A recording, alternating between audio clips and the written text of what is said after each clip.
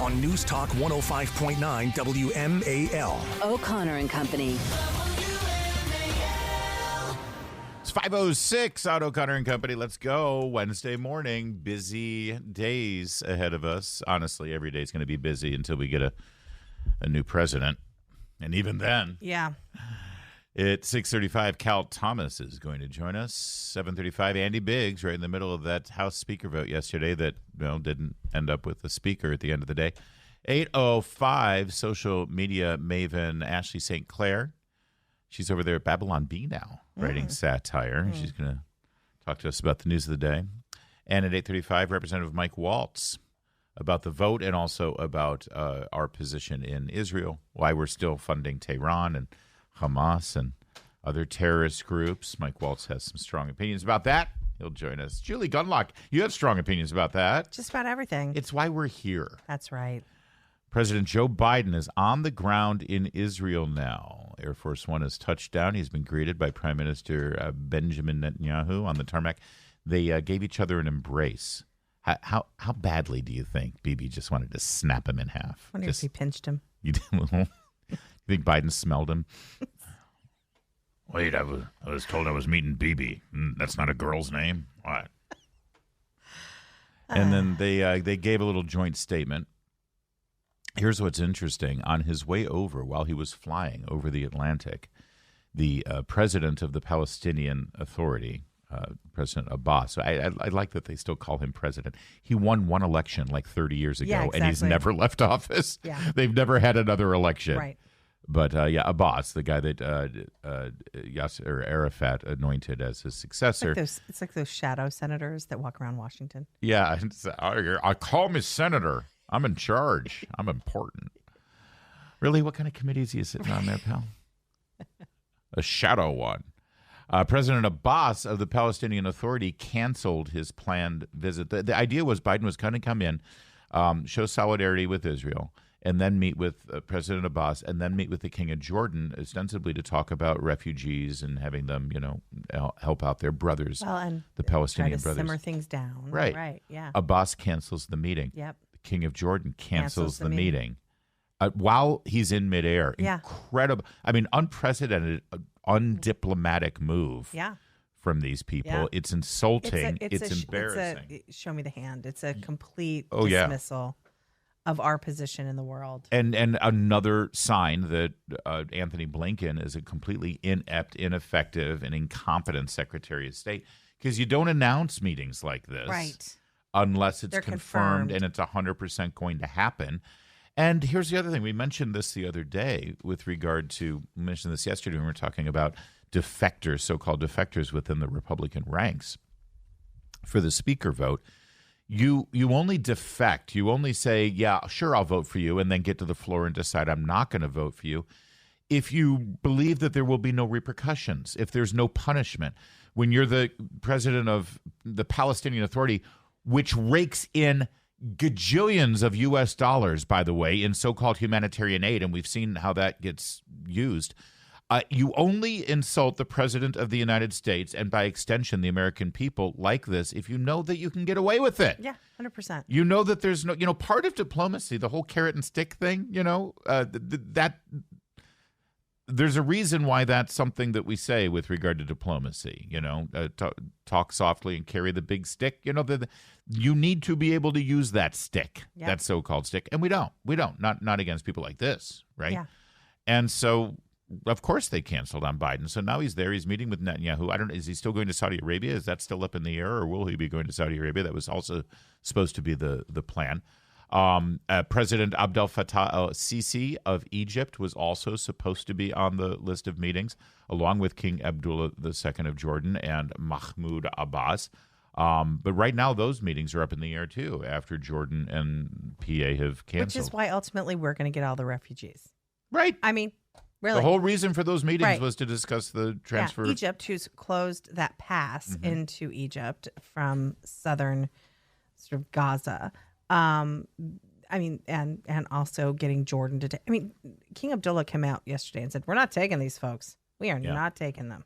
Oh, by the way, Sisi of Egypt was supposed to be a little mini summit in Jordan, where Abbas from the Palestinian Authority, really, because Hamas was elected by the Gazans. Do you notice how everyone's talking about Gazans now? Well, that's more appropriate. It's not enough to be Palestinians now. We got to bifurcate it. What block do you live on? Yeah, right. Right is sort of where we are. So the Gazans elected Hamas, the terror organization, to be in charge honestly, of Gaza. it's at least it's like geographically it's more accurate. appropriate than this mythical world of Palestine and the so-called state of Palestine and the so-called people of Palestine, which is very provocative to say. Yeah. But I actually prefer Gazans. I don't know what, I don't know if this I is hear you, because when people say Palestine, what they mean is the whole damn region. That's right. Right. It's more accurate to say the Levant, because They that's mean at least Israel. a geographic position. Right. Fair enough. Abbas, who really is only in charge of the West Bank, Hamas has been in charge of Gaza. He was supposed to meet with al-Sisi and the King of Jordan in Amman. The King of Jordan has canceled the whole thing, so I'm guessing Egypt ain't showing up either. There's no reason to. It's an embarrassment. It's a complete and total clown show. And the rationale, it appears, for the cancellation of this summit was the reports midday yesterday that the Israelis had shot a missile to a hospital, killing over 500. Which is not true. Which is completely not true. And was discovered to be a lie within an hour, I think. But the media all ran with it. All ran with this. This reminded me so much of the Benghazi, the video, which was, of course, pushed by Hillary Clinton and the State Department. The fact that Benghazi happened because this guy in Cerritos, California, created a YouTube video that was insulting to the Prophet Muhammad. Yes, and in that case, that was actually our State Department pushing that on to the media. But in this case, the media ran with something before knowing the facts. And literally, I love according to Hamas sources. I mean, what? Why are you trusting Hamas on this? Right. Of course, Hamas is going to say, but it turns out this was now. Is this true now, Larry? I mean, what's the latest? It was. This was a misfire of a missile. They were, but of was course, it Hamas? They were planning on sending it. So this rocket, the origins of this rocket, it appears, is from another group that is affiliated with Hamas. Everybody's got a rocket in Gaza. So another terrorist group. Another terrorist group. Okay. Yeah, it's another, because like Hamas is like, we didn't do it. And it appears it's a group called Islamic Jihad. They sound nice. Yeah. Hey, honey, who'd you invite over for dinner tonight? Oh, is this some friends from Islamic Jihad? Right. Tell the kids to go to bed early. Yeah. Yeah. It's the IDF came out immediately and said, we didn't target that building. We didn't have anything to do with it. It was a misfire of a rocket from the group called Islamic Jihad, which is, of course, a terror group affiliated with Hamas. But you're right. It didn't stop the media from running with this story. Somebody put out the successive New York Times headlines on the story. God. It's hilarious. The tiny little edits they had to make. change it so many times. Right. This thing, Right. But It's like you're track right. changes. They ran with it. The AP ran with it. You know why? Partly why they ran with it? Because a very prominent member of Congress, a Democrat, And an anti-Semite. ran with it. Yeah. And we're going to tell you about her and what she said, which is still up there. She's never corrected it. She hasn't deleted it. And it's Still up. After every single publication, every single that went with a headline that said it was, IDF accidentally. Not IDF. Oh, yeah. All the. Yeah. Wait, the original report said IDF deliberately did it. Yes. The when every single publication corrected their headlines. Right. And she keeps up the tweet. It is. And by the way, it also inspired a ton of protesters in Beirut to march to the U.S. Embassy, coordinated by Hezbollah and Iran. Of course. And then set fires out in front of the Yes. embassy. This is incitement. Yes. This kind of rhetoric coming from a Democrat member of Congress. We'll tell you about that and a little bit more. Latest out of Israel in a moment. But first, it's 5:15, WMAL traffic and weather every 10 minutes first. WMAL. Making sense of the news. Live From the Home Paramount Pest Control Studios. Home Paramount, the leader in pest control since 1939. It's here. Download the new WMAL app and listen anywhere you go, anytime you want. The Jordanian Foreign Minister Ayman Safadi said after announcing the cancellation of this little mini summit, there is no use in talking now about anything except stopping the war. What did he think they were going to be talking about? Yeah, exactly. Well, he knows what they were going to be talking about. They didn't want the specter of the president. In a way, this is a mercy to Joe Biden. Because what's more embarrassing, have them cancel the meeting this way or have Biden go in there, ask them to take refugees, and then have all of them refuse him? Yeah, exactly. You also don't have the president go and ask for things unless you know the answer is yes. Yeah, and clearly the answer is no. And this is theater. This is part of diplomacy. This is how it's done, except with this administration. It seems pretty clear that the U.S. is going to be pressured to take refugees out of the Palestinian areas. You see what's happening in London. You see what's happening in some of these European countries. What's happening here in the United States? You see them here in the United States. Yes. All these people marching with the Palestine flag. They've got scarves on their heads. They've got scarves on their face. They've got ISIS flags. Yes. They've got Taliban flags. Guess what they were 20 years ago? They were refugees. They were chanting. Yesterday there was some coverage of, we want a Jewish Holocaust, or they said a genocide, Jewish at UPenn. Yesterday, and just unbelievably. And the thing is, the reaction is, let's send the FBI to these campuses and investigate these people and deport these terrorists. No. It's freedom of speech. And Nikki Haley suggested yesterday or the day before yesterday that, listen, we're good at figuring out who are the good guys and who are the bad guys before we let them in the country. No, we're not. Really? Number one. Ron DeSantis pushed back on this and said, listen, everybody coming out of these territories, they have gone to the public schools run by Hamas, and they have learned from preschool to hate Jews. Yes. They are literally educated to be anti-Semites. Why are we letting them into this country willingly? Also, why is it so hard to understand that children are impressionable, and if you teach them at the time they're 3 to hate Jews, they'll hate Jews when they're adults? It's kind of how it works. Yeah, they have to be taught.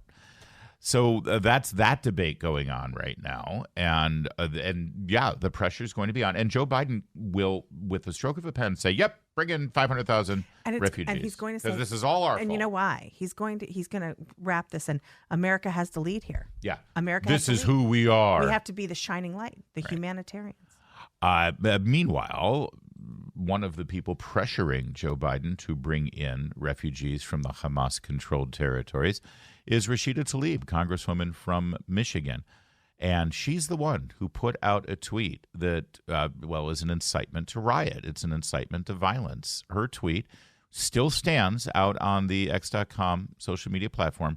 Israel just bombed the Baptist hospital, killing 500 Palestinians, doctors, children, patients, just like that. President Biden, this is what happens when you refuse to facilitate a ceasefire and help de-escalate. Your war and destruction only approach has opened my eyes, and many others. And she goes on and on. It's a lie. It's a complete and blatant lie. By the way, last I checked, Joe Biden was the leader of her political party. Where's Hakeem Jeffries, the minority leader in the House, just snapping her back there? That's actually a great point. Where in the heck? And where are other Democrats coming out and saying this is reprehensible? And this is the thing also, he's overseas and she's taking hits at Biden. Mm-hmm. This is really creepy stuff and dangerous. And the idea that the House has not acted, I mean, I know they can't do anything right now.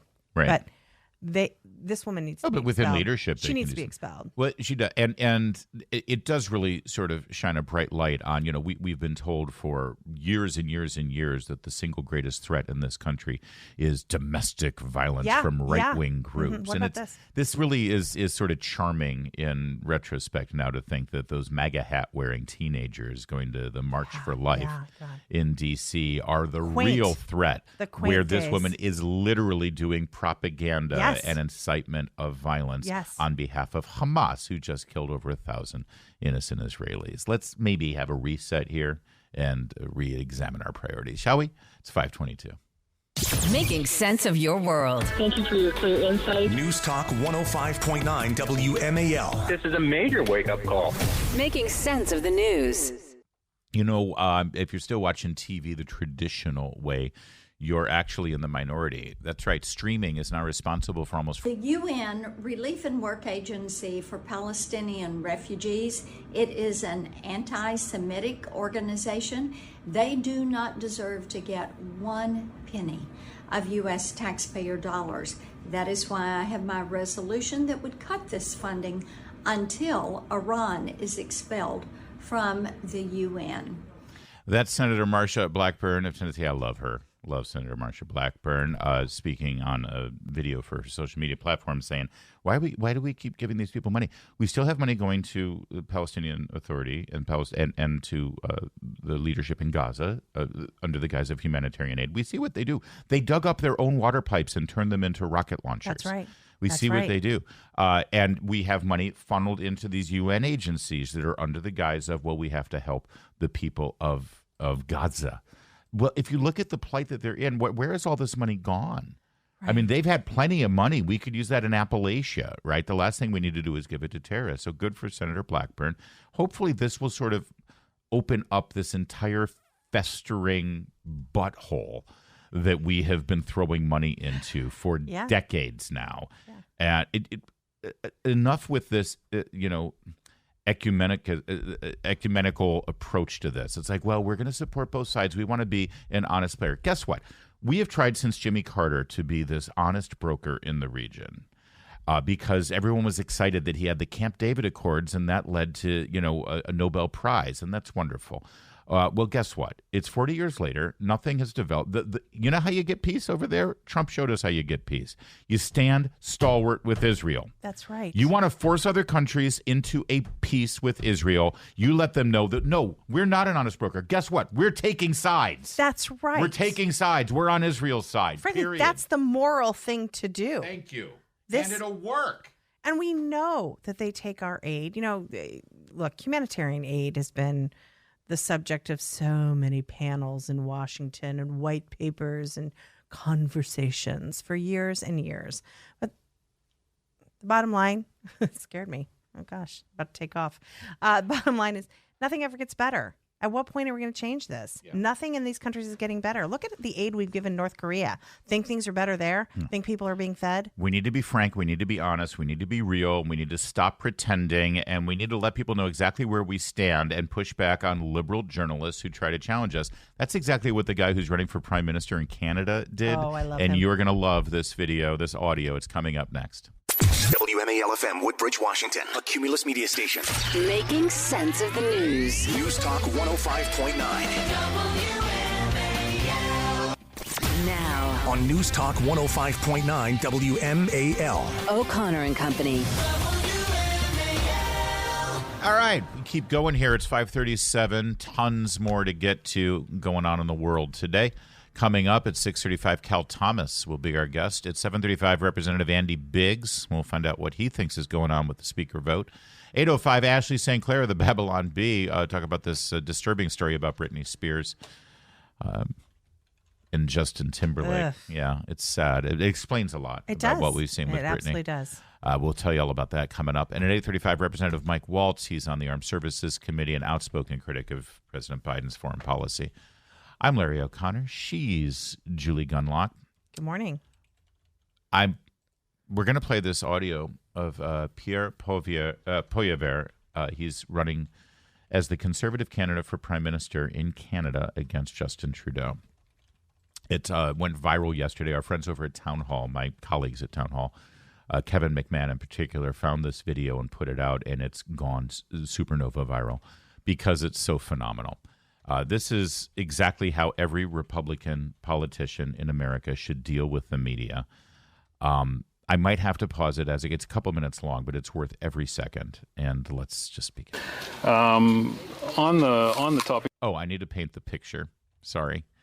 They're standing outside, and Pierre has a apple. An apple. They're at an orchard. It looks like they might be because they're in doing a photo op at some kind of apple orchard or something. And he looks so casual, and his eating. face. He has such a level of boredom on his face as he deals with this liberal journalist. Eating this apple. And so you will hear this crunching in the background as he crunches this apple and starts chewing on it with an expression on his face like he has no more F's to give for this guy. And okay, so that will explain the sound you hear. On the topic, I mean, in terms of your sort of strategy currently, you're obviously taking the populist pathway. What does that mean? Well, appealing to people's more emotional levels, I would guess. I mean, certainly you tap. What do you mean by that? Give me an example. What do you mean? Rejecting the narrative right from the start. It's like, I'm sorry, I reject the premise of your narrative that question. the media thinks we should all accept. Yes. Yes. And by the way, this whole, appealing to people's emotions. God forbid a politician appeal to your emotions. Right. To get your vote. And something tells me the left does that. Yeah, when a teacher's trying to trans my kid, I get a little emotional. It's okay for a politician to, Last I appeal to checked, that. liberals, when they're trying to push their agenda through, like the trans kid thing, it's like, well, if you don't do what we say, trans kids will die. Yeah, what they is will that? kill them. Why are you pro-suicide? Yeah. Why Kind do of you an want appeal these to emotion there. Thank you. Yeah, you're kind of appealing to emotions, you populist. Very strong ideological language quite frequently. Like what? Left wing, this and that, right wing. It's that type of ideological thing. I never really talk about left But or right. anyways, a lot I of don't people really believe in that. Okay, a lot of people would say that you're simply taking a page out of the Donald Trump book. Like which people would say that? Well, I'm sure a great many Canadians, but Like who? I don't know who. But Well, you're the one who asked the question, so Yeah. you must know somebody. Okay. Part of what makes this so great is it's so Canadian. Okay, then I guess we'll just move on to the next one then. I love this, though. The reporter says, some people think X. Right. And the guy goes, what people? Well, I don't know. A lot of Reporter, people. Are you? I have no idea. Can you name one? You said it. Right. You actually said. Well, this reveals a couple of things, actually. There's more to this. You're going to hear more. Because he actually does finally, after giving him a hard time, he does answer a question, and it's a brilliant answer, too. It is.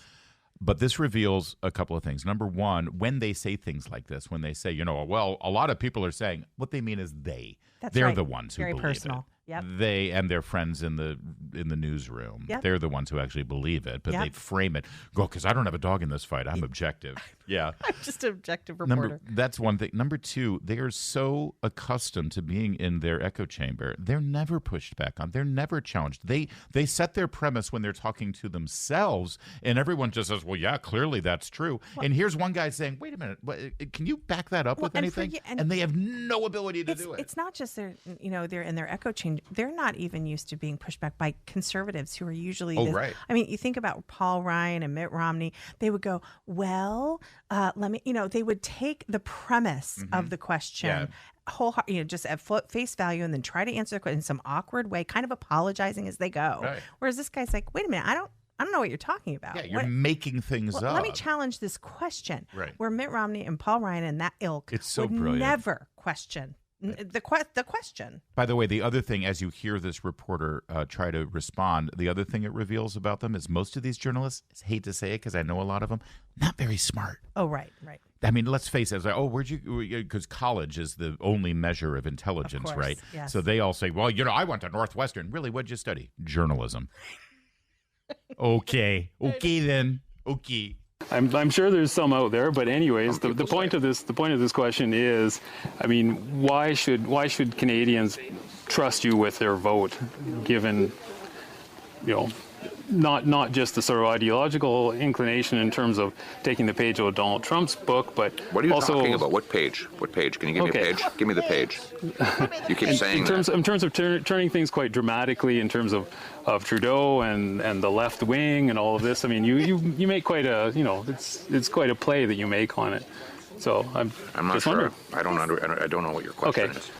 This Don't make me come on, everybody says it. Don't make me talk anymore because I'm stupid. Exactly. Help me out here. All right, in a moment, Pierre Poilievre. I'm sorry, I can't pronounce his name. I'm American. He's Quebecois or something. I don't know. He's going to actually finally give him an answer, and I want you to hear that in a moment. But also, just again, we'll replay a little bit of this just as a masterclass in how every reporter should be dealt with. Try to also imagine him eating an apple. I'm so hungry for an apple right now. devouring. Yeah, really? just jamming it in. It's so disdainful of the. We're both going to eat an apple after wonderful. the show. All right, that's coming up. A little bit more of this. Not just the sort of ideological inclination in terms of taking the page out of Donald Trump's book, but What are you also talking about? What page? What page? Can you give me a page? Give me the page. You keep saying in terms of turning things quite dramatically. Oh, it's so beautiful. Now we're going to keep this up. This is again a conservative politician who they're trying to paint as a radical populist right-wing Donald Trump figure up in Canada who's running for prime minister. And he just keeps pushing back on this reporter's question. You know, it's interesting to me. This reporter keeps trying to align him with Donald Trump and trying to say this is Canada's Donald Trump. Right. But it's interesting to me that to some degree, this is Donald Trump's legacy. There's lots. We're going to look back on Donald Trump's legacy and what he did for the country and what were his good moments, what were his failures. But to be honest with you, my opinion is this is what Donald Trump's greatest legacy is at least, you know, looking at it in the short term right now while we're still living it. But politicians not taking this crap anymore and not being this sort of, you know, part of the elitist political sort of ruling class in the United States. You see those those pictures of the Bushes and the Obamas and everyone's, you know, they're all such chums. I think there's an awful lot of Americans who are tired of that, and Trump. That is why they are so loyal to him, and other politicians who are finding success out there. In some ways, he is using the Trump platform to not let the press get away with this. That's why this guy chonking on an apple the whole time is sort of part of the thing, the attitude of it's like, wow, why are you doing that on TV? You know what? Because I don't care. I don't care. Yeah. Not just the sort of ideological inclination in terms of taking the page out of Donald Trump's book, but what are you also talking about? What page? What page? Can you give me a page? Give me the page. You keep saying in terms of turning things quite dramatically in terms of Trudeau and the left wing and all of this. I mean, you make quite a, you know, it's quite a play that you make on it. So I'm not just sure. wondering. I don't know what your question is. Then forget that. Why should Canadians trust you with their vote? Common sense. Okay. Common sense for a change. We're going to make common sense common in this country. We don't have any common sense in the current government. You know, the guy prints $600 billion, grows our money supply by 32% in 3 years. That's growing the money 8 times faster than the economy. No wonder we have the worst inflation in 4 decades. I'm going to cap spending, cut waste, so that we can balance the budget and bring down inflation and interest rates. You'll want to be able to pay your mortgage again? You want to be able to afford rent? Then you have to vote for Pierre Poilievre, because I'm the only one with a common sense plan that will bring back the buying power of your paycheck. All right, so a couple of things. Pierre Poilievre is the Conservative politician. They're running for Prime Minister. So if the people of Canada reject him, he should move here and run for Senate. He can't run for president because he wasn't born here, but he should run for Senate. We need him. This is exactly what we need. Yes. When I say here, I mean right here. Right. Number one. Number two, I would consider moving to Canada to vote for him. But I don't like living in a country that doesn't win a Stanley Cup in 30 years. Yes. Otherwise, I'd be all over it. But this is 100% exactly what we need in politics. And by the way, you'll notice when he finally did answer the question, finally the reporter asked the question, which was, why should Canadians trust you with their vote? He could have gotten around to that a lot sooner. Right, but instead he had to add all of this. Well, considering you're a racist. Yeah. Right? Yeah, you know, exactly. Like, I'm sorry, explain yourself. Right. So I do love that he was able, in just those 2 minutes, to like peel it back and show everybody exactly what these people do. Making common sense common. Good grief. That's a great tagline. It is. It is. So this is... He should come to Loudon. Left wing, you know, this and that, right wing, you know, I mean, it's that type of ideological spectrum. I never really talk about left or right. Anyways, a lot of people... I don't really believe in that. Okay. Okay. It all started with this. On the topic, I mean, in terms of your sort of strategy currently, you're obviously taking the populist pathway. What does that mean? Well, appealing to people's more emotional levels, I would guess. He didn't know how to define it. He didn't. Well, you're a populist. Wait. Yeah. So let's you back that define up. what you mean exactly by saying populist? And by the way, you know what? Populism ain't so bad. There's a funny thing about populism in politics. It's very popular. Mm-hmm. Yeah. Gets you votes. 553.